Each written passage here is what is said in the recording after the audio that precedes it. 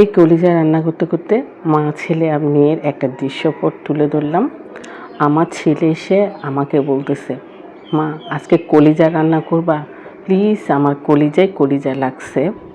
আমি হেসে ওকে বললাম, বাহ, এত ভালোবাসা দেখাইতেছিস কলিজার জন্য। আর আমার ছেলে বলতেছে, কলিজা শুধু খাই না, আমি ওরে অনুভব করি। তো আমি ঝটপট কলিজা রাঁধতে চলে আসলাম। এইবার আমি যেই একটা বড় গামলাতে কলিজাগুলো কেটে কুটে ধুয়ে আর একটু হলুদ দিয়ে সিদ্ধই বসাই দিলাম। সিদ্ধ বসিয়ে দেওয়ার পরে আমি কলিজাগুলোকে পানি ঝরাই নিয়ে নিলাম। এরপরে আমি মূল রান্নায় চলে গেলাম। অর্থাৎ একটা কড়াই দিয়ে দিলাম, তারপরে পরিমাণ মতো তেল দিয়ে দিলাম।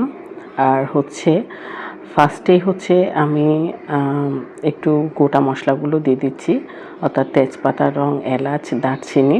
আর একটু হালকা ভেজে নিয়ে তারপরে পেঁয়াজ পেস্টটা দিয়ে দিলাম। কলিজা ভুনাতে যেহেতু একটা ঘ্রাণ থেকে যায়, তাহলে আদা, পেঁয়াজ, রসুন পেস্ট একটু বেশি হলেই কিন্তু অনেক মজা। আমি অনেকটা পরিমাণে রসুন পেস্ট আর আদা পেস্ট নিয়ে নিলাম। আর সবগুলো উপকরণ ভালো মতো দিয়ে আমি কাঁচা ভাবটা যাতে চলে যায় সে পর্যন্ত ওয়েট করব। সেই ফাঁকে আমার মেয়ে এসে বলতেছে, ওরে বাঁচাও, কেউ কলিজা প্রেমিক নাটক শুরু করছে। অ্যাকচুয়ালি ভাই বোনের খুনসুটি এই আর কি। তবে ভালো মতে কষানো হয়ে গেলে আমি গিয়ে একটু কাবাব চিনি কয়েকটা আর গোলমরিচ গুঁড়ো দিয়ে দেওয়ার পরে এরপরে আমার পরিমাণ মতো হলুদ গুঁড়ো দিয়ে দিলাম। এরপরে লাল মরিচ গুঁড়ো আর ধনিয়ার গুঁড়ো দিয়ে একটু গরম পানি দিয়ে ভালো মতে কষিয়ে নেব। মশলা কষানোটাই মেন ইম্পর্ট্যান্ট। মশলা কষানো হয়ে গেলে আমি সেই পানি ঝরানো কলিজাগুলো দিয়ে ফেললাম। এইবার ভালো মতে নেড়ে চেড়ে নিচ্ছি।